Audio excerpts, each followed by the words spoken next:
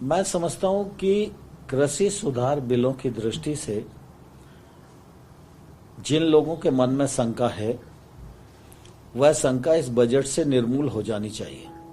संसद में देश का बजट आज पेश हो चुका है। वहीं अब इस बजट को लेकर सत्ता दल और विपक्षी दल जमकर प्रतिक्रिया दे रहे हैं।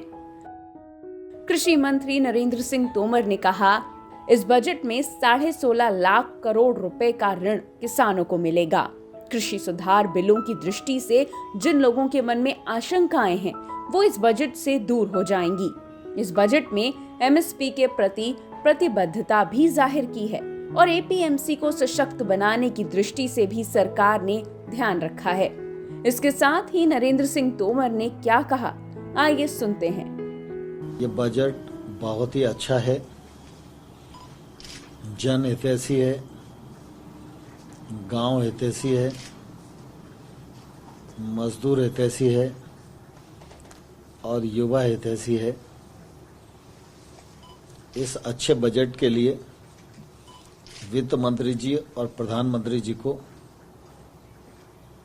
बहुत बहुत बधाई। बजट में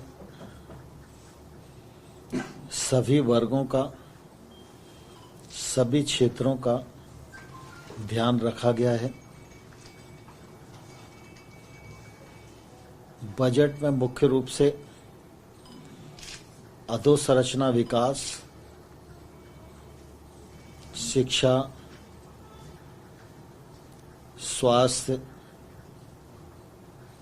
युवा कल्याण, कौशल विकास, ग्रामीण विकास, कृषि विकास को राशि का अच्छा प्रबंधन किया गया है। इस बजट में एमएसपी के प्रति प्रतिबद्धता भी जाहिर किए।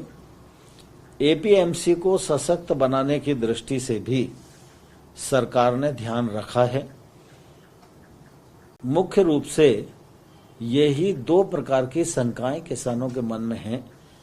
मुझे आशा है कि बजट की प्रतिबद्धता को देखते हुए किसान सकारात्मक रूप से विचार करेंगे।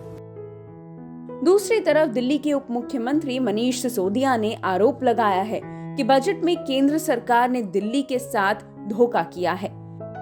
ये जो बजट आया है इसमें बीजेपी सरकार ने, केंद्र की बीजेपी सरकार ने दिल्ली के लोगों के साथ धोखा किया है। दिल्ली के लोगों को केवल 325 करोड़ रुपए दिए हैं, जबकि दिल्ली की इतनी बड़ी आबादी है। आज दिल्ली का विकास हो चुका है काफ़ी हद तक और दिल्ली को और आगे उठाने के लिए बहुत पैसे की जरूरत थी, लेकिन केवल 325 करोड़ रुपए दिए हैं, 1 रुपया भी नहीं बढ़ाया। पिछले 17 साल से केंद्र सरकार की ओर से 325 करोड़ मिलते हैं, वही इन्होंने बरकरार रखा है। हमें उम्मीद थी कि कोरोना के इस काल में कुछ पैसा बढ़ा के दिया जाएगा, धोखा दे दिया। और सबसे बड़ा धोखा भारतीय जनता पार्टी की सरकार ने एमसीडी के साथ किया है। एमसीडी में तो बीजेपी की खुद की सरकार है। ये लोग जब चुनाव लड़े थे तो इन्होंने कहा था कि केंद्र सरकार से सीधे हम एमसीडी में बजट लाएंगे। आज एमसीडी के पास भी पैसा नहीं है। दिल्ली सरकार का जितना पैसा बनता है हम एमसीडी को दे चुके हैं। उसके बावजूद केंद्र सरकार ने 1 रुपया भी नगर निगमों को नहीं दिया, जबकि 2 लाख करोड़ इन्होंने देश भर के नगर निगमों के लिए रखे हैं। दिल्ली को नगर निगम के लिए 1 रुपया भी इन्होंने नहीं दिया। दूसरा धोखा इन्होंने ये किया है जो एमसीडी के साथ किया है। बता दें, वित्त मंत्री निर्मला सीतारमण ने पारंपरिक तरीके से हटकर टैब के जरिए आज बजट पेश कर दिया है, जिसका सभी वर्ग के लोगों को इंतजार था।